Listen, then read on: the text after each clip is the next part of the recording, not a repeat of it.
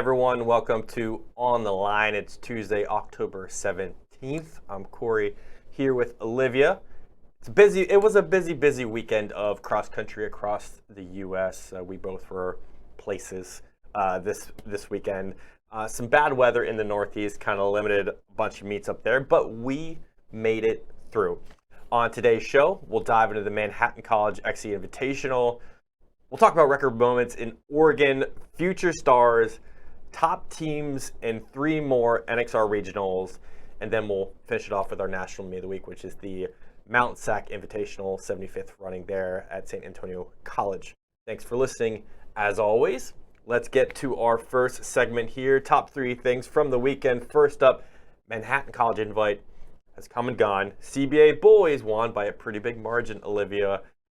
What kind of impact did their win say for the country? I think it was huge. And I know you had a chance to talk with Jack Falkowski, and he pretty much just kind of said it. You asked him essentially, like, what are the goals that CBA has left to check off on their bucket list in this New Jersey team? And he pretty much said, well, we'll keep it on the low. So I'm like, oh, well, that's interesting. I'm excited to see what they do. But I want to give a huge shout out to Jim Lambert, who gave some context just around the New Jersey team as a whole.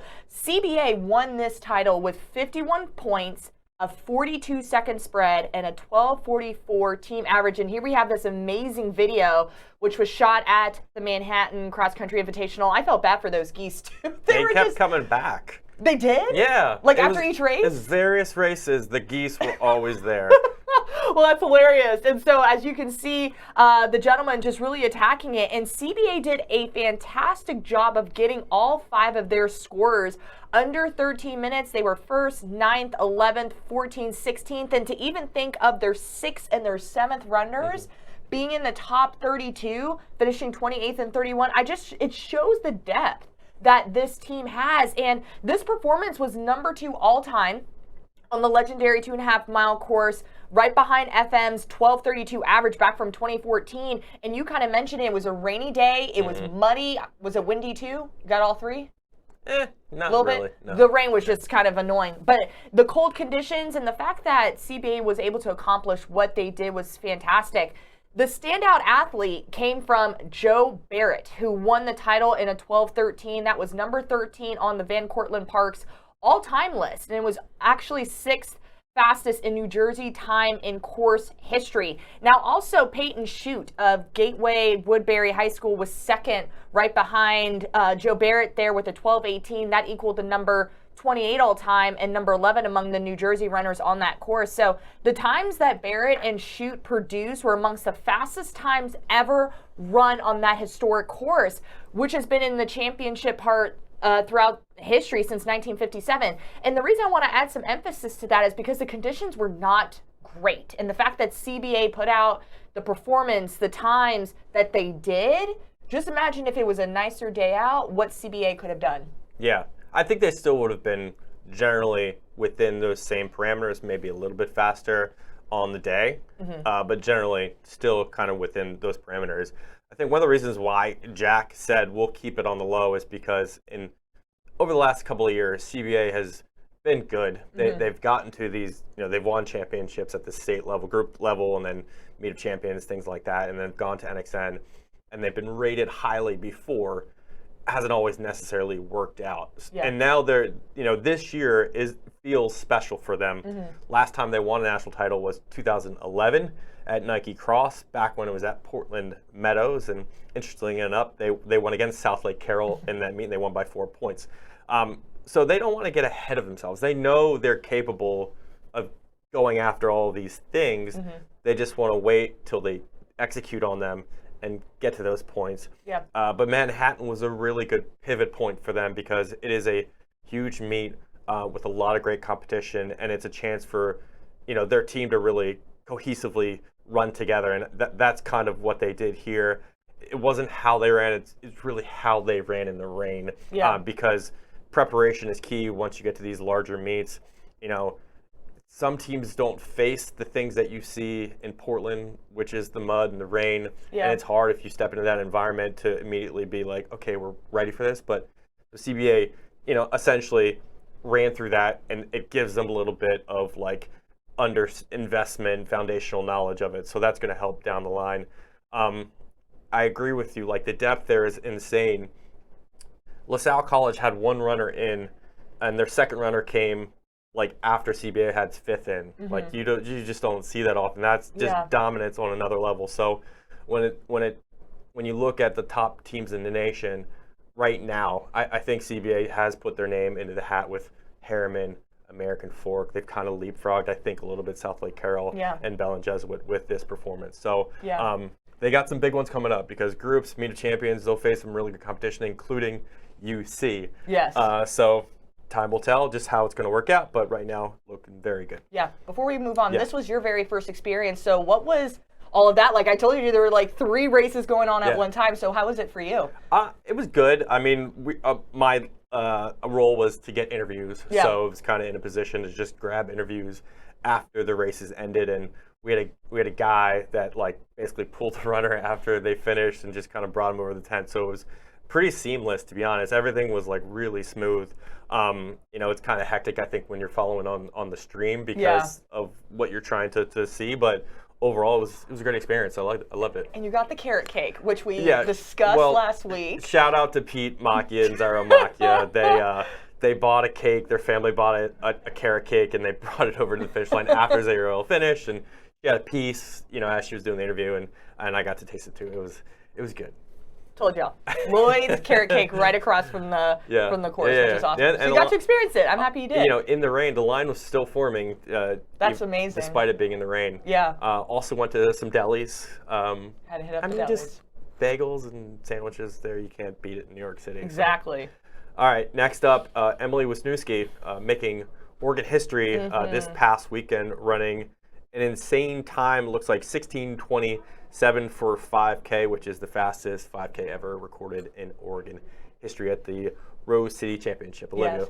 I'm pretty sure that this race she's going to remember for a very long time, and she just executed it so amazingly. And this breaks the state best, which was honestly held by an amazing, incredible athlete, Kate Peters, who ran for Lake Oswego last year and is now a freshman at the University of Oregon, and she went 16:40, and that was 2 years ago. So the fact that we're talking about taking down an athlete's state record like Kate Peters, that's not easy to do.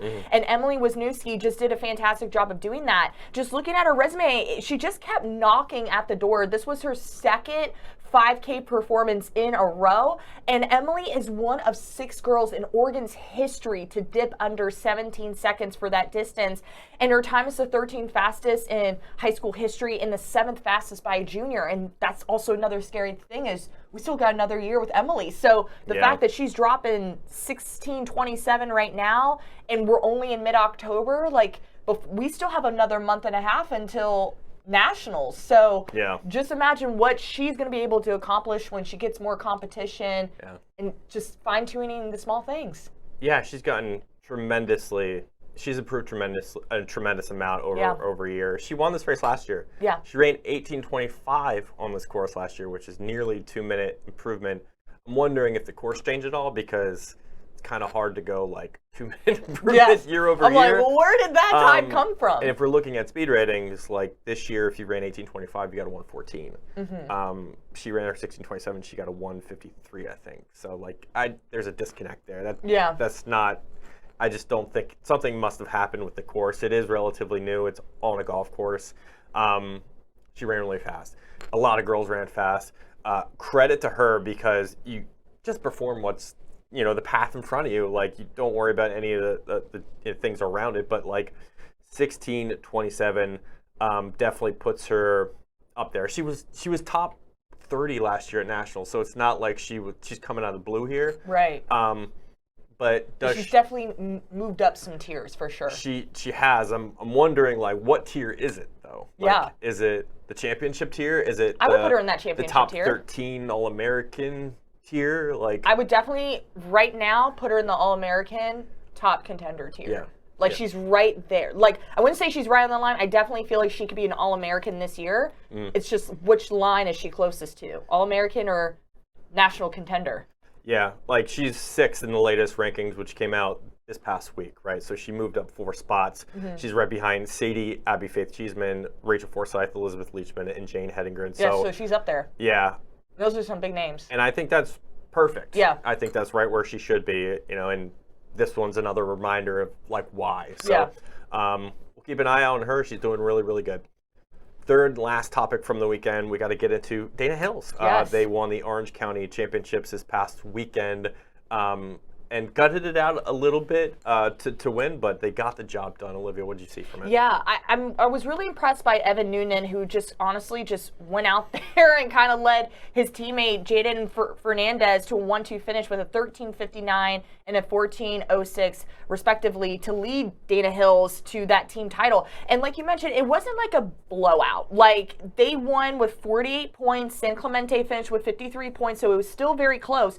However, for Dana Hills to have that 47-second split, I know last week we talked about, I think it was Ventura that had like that longer split, and we're like, they need to condense that a little bit. But the fact that Dana Hills is able to get all their top 5 scorers under 50 seconds, finish with a 14:22 average, they look solid, and it looks great moving forward. And I know they're probably fine-tuning some things, just kind of looking at their resume. They finished 8th at Woodbridge. They won Clovis. They were 11th at Bob Furman, and now they get the victory here. So I know as we move closer and closer to states and obviously towards the national championship part of the season, we're going to see some really great things from them. The common lexicon when we think of events like this for teams that are coming off big performances is trap.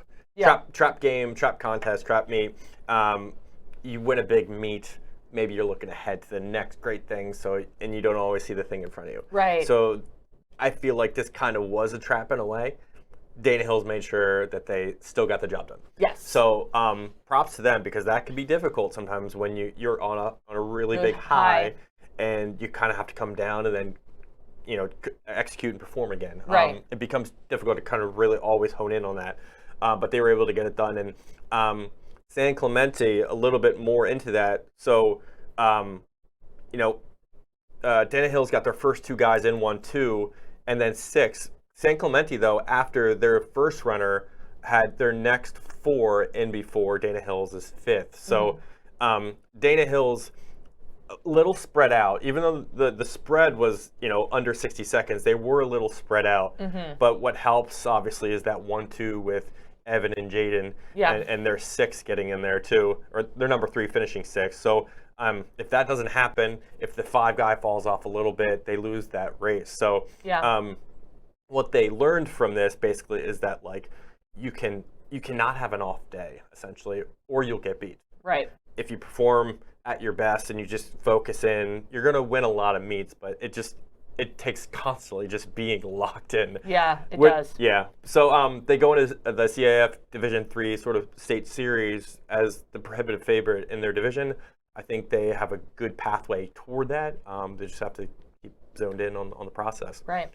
All right. We're going to go into future stars, underclassmen who have been performing really well over the cross-country season. There's been a lot of them this past week. We're going to get into 2 athletes. Olivia, who do you got? I'm really excited for this freshman class. I have seen a lot of great performances from both the girls and the boys side, and just especially the underclassmen as a whole. They've been really putting some great performances up on the board, so it gives me some promise as we move forward, the next 2 to 4 years, that we're going to see something spectacular.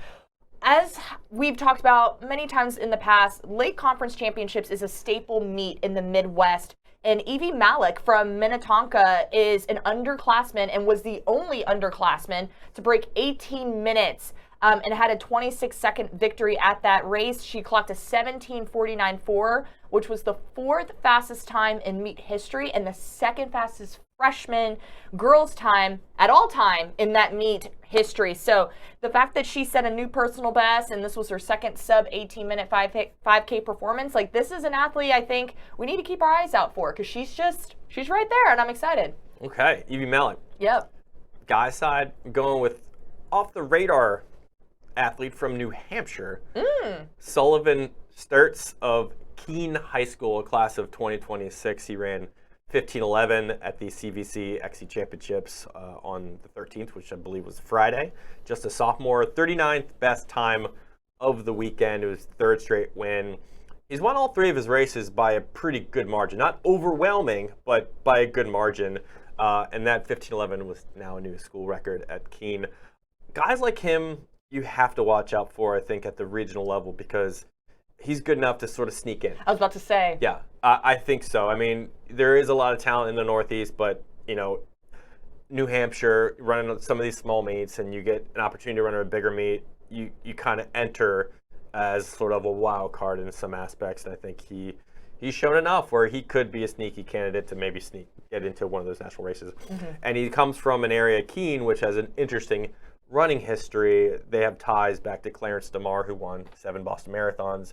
He was bronze medalist at the Olympics in 1924, and he taught at Keene Normal School. So the history with Keene has a little bit of ties back to the running community. And now Sullivan Sturts looks like a really, really good runner who could be among the best, maybe in a couple of years. So good stuff out of that. And Malik, hopefully she goes for a state title in Minnesota. Yeah.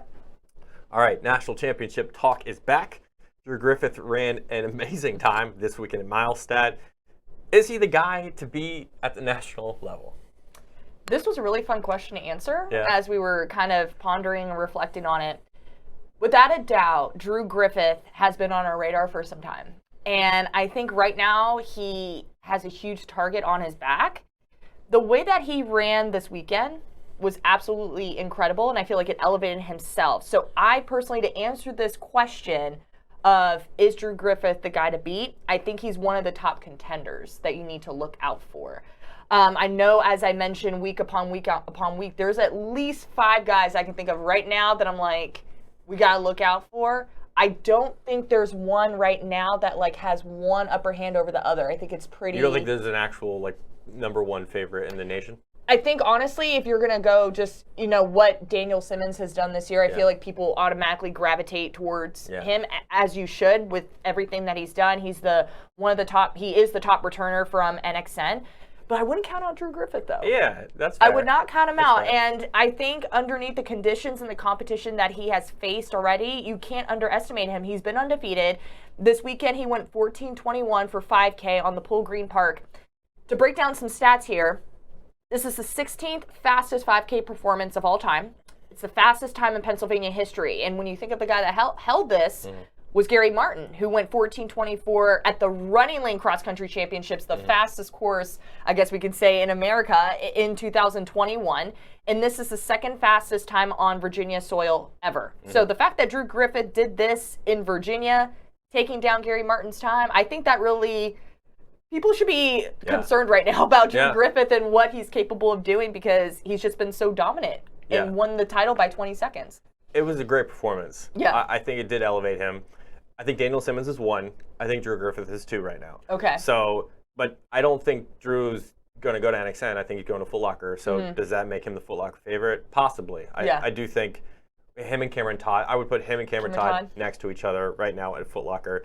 And maybe even, this is another conversation for another day, but Ryan Pajek's running well too. Yes. But Drew Griffith, I think, with this performance, answered a lot of things for me. I think a couple weeks back I said, I'm not always sure of the PA guys. I think they do well, and then they go to the national competition, and sometimes they're unsure of just how to respond to that situation. But I think with this, he answered that question for me because he can run on a tough course like a Parkview in Hershey, the state course. That's really tough. You're not going to run extremely fast there. But then he puts down the fast race here at MileSplit, so he can do both things extremely well. Whatever you want to ask of me, I can do it. And Balboa Park at Foot Locker is exactly that. There's some really hard sections. There's some really fast sections. How do you balance that and put that together? Drew Griffith has, I think, capabilities of putting that race together. Right. Now, I do want to mention the constraints of Northeast runners historically. At Foot Locker, only 7 Northeast athletes have won it all time since 1979.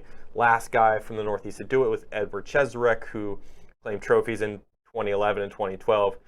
Northeast guys have won Foot Locker 7 out of 43 times. So that's 16%. So they're just based on the numbers. The road up for Drew Griffith says he's not going to get there, but he can kind of combat that by being the next guy. Yeah. It's been largely a Midwest race for the last 7 years. So can somebody kind of like throw them off the rock a little bit? And I think Griffith is a perfect guy to do it. So I think this is a really good start, and it'll be fun to see. He's got one of the highest speed ratings too right now. I mean, two back-to-back 197s. Is that right? Yeah. Yeah. Only one other guy's been faster than him, Anthony Fasthorse. So yeah. Okay. Do you have? Or so is he going to win Foot Locker? I say yes. So do you think he will? Oh man, There's just a lot of heavy hitters, like I said. I'm not. We wrote down our picks, didn't we? We did. Yeah. Oh man. I don't know. I can't remember what I'm not ready to say yes yet, but I am from PA. I hope he proves me wrong. All right, we're going to get to our next topic. This is a fun one. We're going to go right back into our NXR rankings. We're going to rank the top 4 teams in the next 3 regionals that we didn't talk about. That's the Southwest, the South, and the Southeast. Olivia, you can start with it. Yes, let's talk about the Southwest. They're going to be kicking things off in Mesa, Arizona, November 18th. In this specific region, you got kids and athletes from Arizona, Colorado, New Mexico, Nevada, and Utah. And of course, I'm covering the girls' side. Corey's covering the guys. So my number 1 team, Air Academy from Colorado. That shouldn't be a surprise to anyone. This team has had the best average of 17.24 this season. Bethany Mahalik, Tessa Walters have been just putting in the work, as well as the other cadets there who have just been doing so many great things this season, and they've just been showcasing a lot of their talent later on in the year, which is, I think, the perfect time for it. Number 2, right behind them, is Niwot, another team from Colorado. Again, I don't think this surprises people, but 17.28 has been their best team average this season. Addison Ritzenheim, I'm keeping my eyes out for her. I know Bobby Reyes has been like, don't count her out. I think she could be someone that can grab this title here, and so I think she's definitely an athlete that will be a contender for that national title, as well as Mia Prock, who is one of the top finishers here from last year. My number 3 team, another team from Colorado, Mountain Vista. They ran well over the weekend at the Continental League Championships. They earned 17 points, went 18.39 for their team average for 5K. And then my number 4 team, I feel like this is a toss-up between my number 4 and my honorable mention. But number 4 right now, I have Lone Peak, and they're from Utah. First team that's not from Colorado. They recently have been putting together strong performances and have been taking down close, really strong competitors like American Fork, especially at the Utah divisional meet. And I have American Fork as my honorable mention because I feel like those teams have been going back and forth. So it's like, all right, who's going to have the better day? So those are my top 4 teams from this region, the Southwest region. I like it, but you did flip-flop Niwot and Air Academy in the regional sort of, I know. In your opinion here. So you think, despite the rankings right now, Air Academy beats Niwot? I feel like Air Academy right now is, they're looking strong. Okay. But again, I feel like it's a flip of a coin for that day. But right now, today, going Niwot up top, or Air Academy up top. I like it. On the guys' side, you were largely Colorado focused. Guys' side seems to be largely Utah focused. Yeah. American Fork, I'm doing the same thing as you just did. American Fork's ranked 2nd in the nation right now, but I have them winning the Southwest region here. They have the number 11 average in the country at 15.27. They're going to go up against Harriman. They've lost to Harriman on basically the displaced runner at number 6. So it's as close as you can be with those two. Harriman I have at number 2 here, ranked number 1 in the country right now. Number 17 average in the country, 15.33. So I have American Fork, then Harriman. Number 3 here, I have Orem.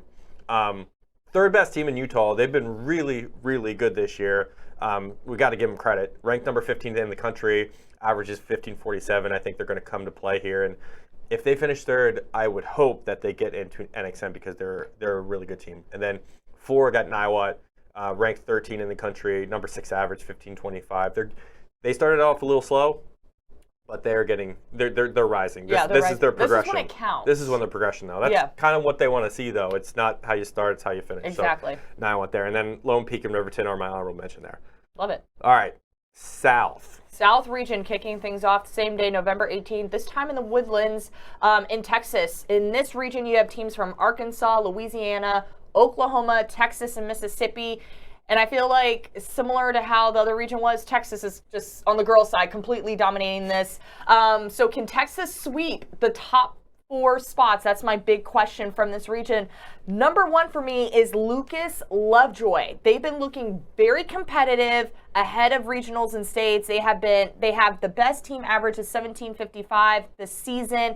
Right behind them, I have South Lake Carroll, again looking very strong, especially after taking down the UIL 6A state champions at the Nike South Invitational, which happens to be my number 3 team, Flower Mound. Even without Nicole Humphreys, I still feel like they're learning to run together as a team. That was just kind of the biggest questions that we had for Flower Mound going into this 2023 cross-country season.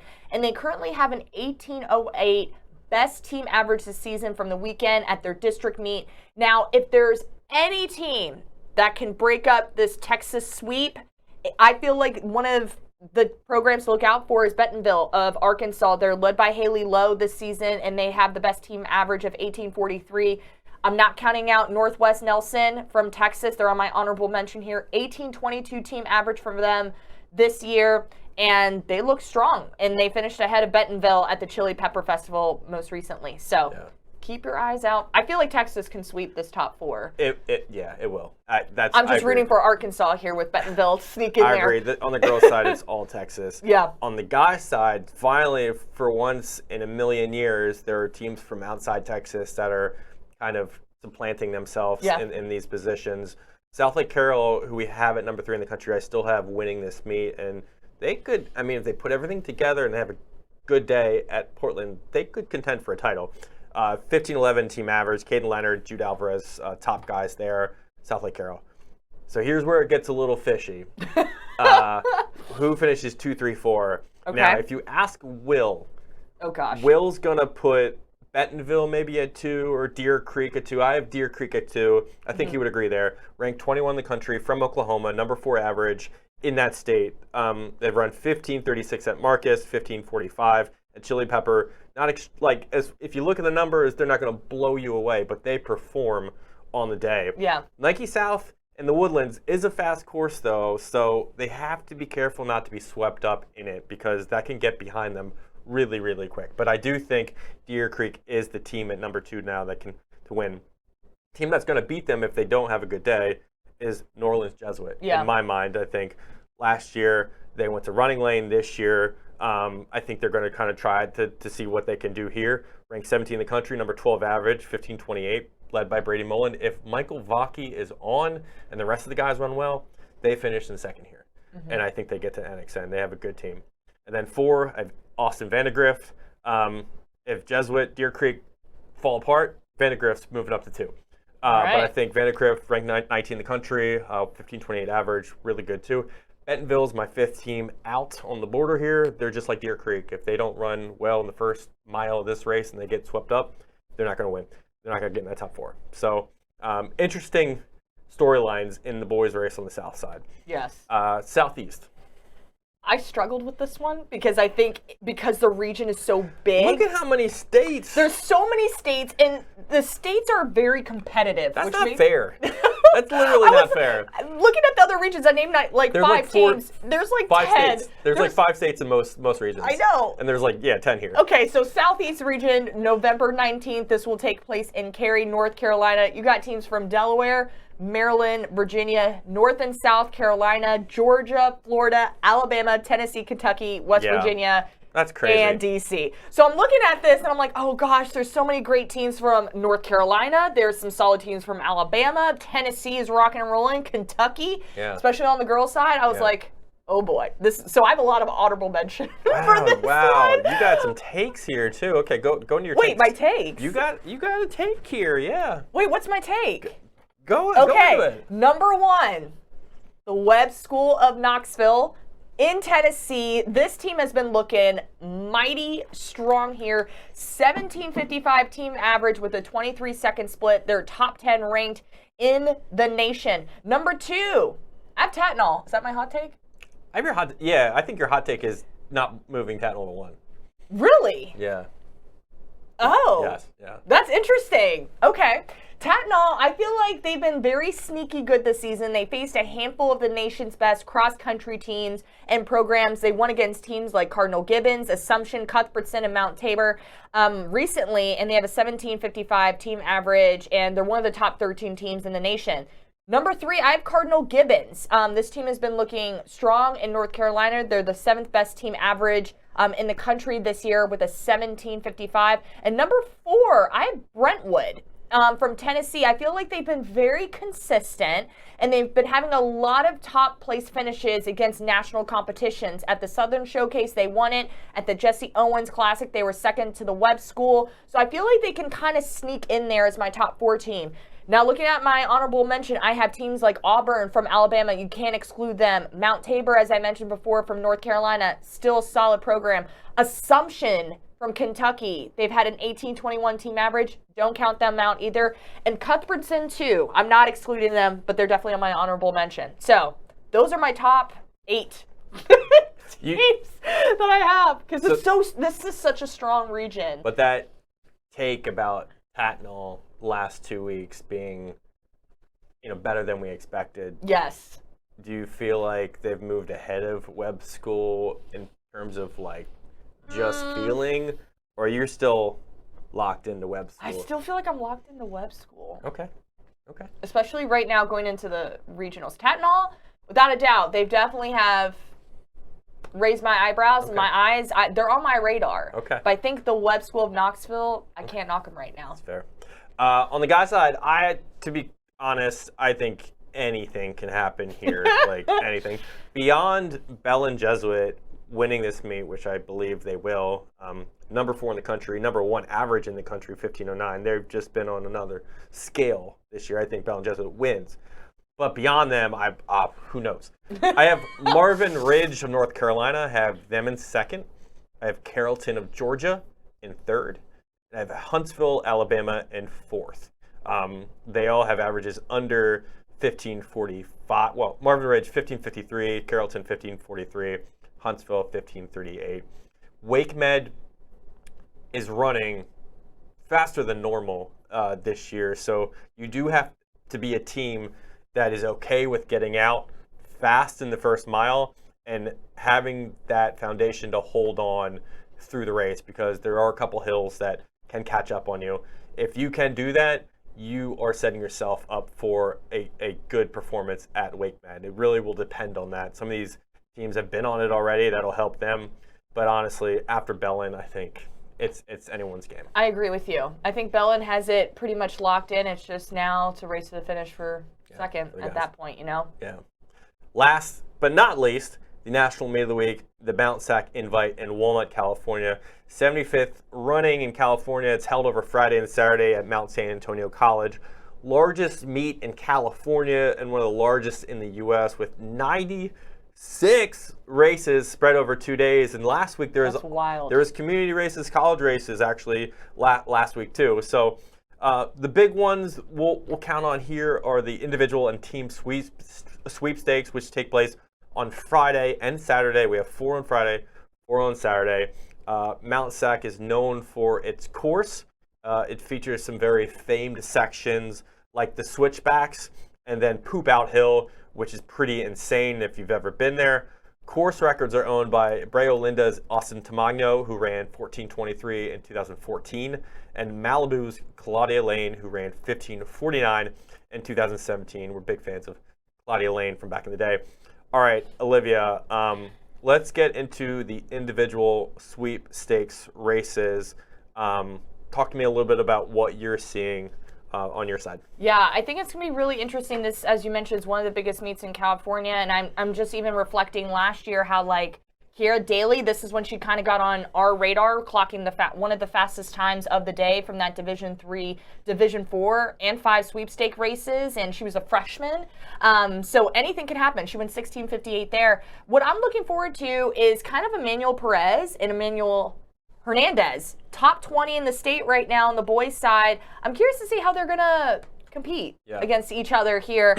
And then looking forward to Saturday, you have Rancho Cucamonga, another team in California, Nicole Alfred, I feel like is a really standout performer on this team. She's a 17:21 runner. So I think there's a lot of great individual performances that can really give us a showcase of just kind of what to expect when we go into states. But it's going to be exciting. I'm looking forward to it. Yeah, I'm glad you said Perez. He's going to be featured in race 45 on Friday. Perez is a returning state champion in California Division 4. He's prohibitive favorite coming back this year. He is a sneaky favorite at the national level, too. Mm-hmm. He's been incredibly good. He beat Evan Noonan at Clovis. He finished second there, only behind Anthony Fasthorse. Yeah. He's one of the best runners in the country, and he's ranked in the top 25 for a reason. So, love that. Jason Parra, coming off of Manhattan this weekend in New York. He specifically went to Manhattan to see how he would perform in different conditions, and he ran extremely well, finishing 5th there. So he comes back to the 3-mile distance now, race 59 on Saturday, and he's going to be strong with Milliken. Other runners of note to be mindful of, Weston Brown of Great Oak. Great Oak's running race 61. They're going to look for a rebound, basically, from Clovis, where they finished second at Dana Hills.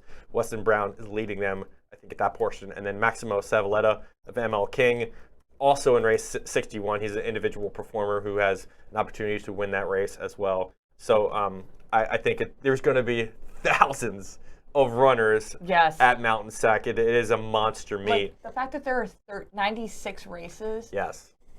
That is incredible. Yep. Shout out to them for putting that on. Yeah, logistically, it's a nightmare, but they make it happen every year. Yeah. Team sweepstakes, we're going to go to those on Saturday. The big ones is really where we have some of the ranked teams. Olivia, what are some of the teams that you're looking to specifically? Okay, so I mentioned this at the very beginning of the season when it came to Elizabeth Leachman, when she posted the fastest opener that we've seen from her in a while, and I was like, okay, if she can back up that performance, I'm sold, right? And she did that, and I'm officially on the Elizabeth Leachman train.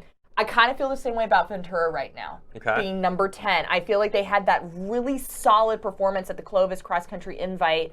Can they duplicate that, right? And they're led by Sadie Englehart, which we all know, all love. She's won 3 of the 4 races. The only race she lost this year was at Woodbridge, and she finished 3rd.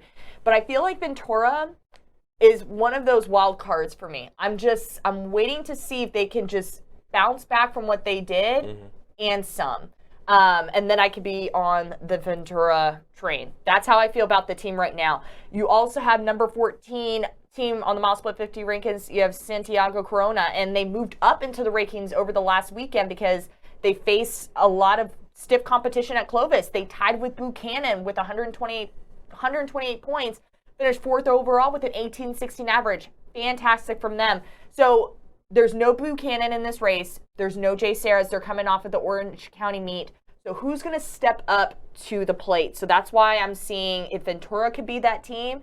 Can Santiago Corona be that team? Those are my questions from the team race coming up. And I agree with you there completely. I think that's going to be the one to watch there. On the guys' side, as I just said, Great Oak, coming off the loss of Dana Hills, going to be in race 61 on Saturday morning. Number 7 in the country. This week that will change. The ranking will change slightly based off of the result from last week, but I think they will bounce back here. And they're going to get a great chance to do it because they're going up against number 11 Ventura, number 23 San Clemente, number 38 Arnold Beckman, and number 48 Mira Costa.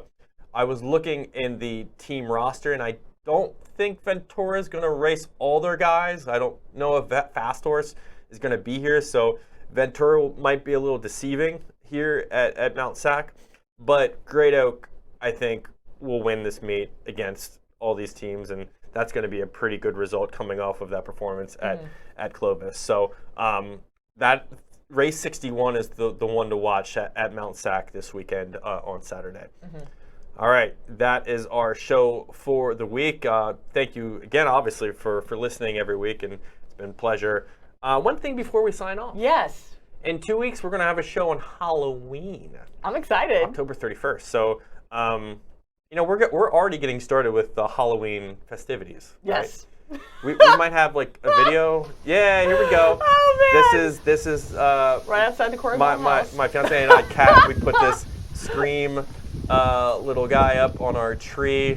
We're getting ready for Halloween. Yes. We love it. You get really into it, which I love, which is exciting. Yeah. But what we're going to do, we want to ask you to send us some of your Halloween-themed costumes. Yes. I want to see it. And decorations. I mean, we can feature it on this show. I think we're big Halloween people, so Yes. We want to feature some of the stuff that you get into as runners and make sure to send us some. So where can they send that stuff to? You can DM them to the MileSplit Instagram account. You can also DM them via Twitter. I guess if you guys have our emails, you can email them to us as well. But we want to see you guys dressed up. We want to see the Halloween decorations. If you guys can send it to us before the 30th, because obviously we film Tuesday morning. That's when we are in here wrapping up in our studio. So between now and I think October 30th, send those videos, photos all over to us. I have one MileSplit backpack that I can give to the most creative, the one we deem that's the coolest and the funniest or the most clever costume of them all. So get some MileSplit swag. Yeah, I can guarantee that. I can send a backpack. Just send us your stuff and we'll reward you with some stuff. So yeah. I'm excited. Yeah, for Keep sure. them coming. Registration open for Running Lane XC Championships. Just be mindful of that too if you want to run that race in December. Thank you for watching. We'll be back with you next Tuesday. See you later.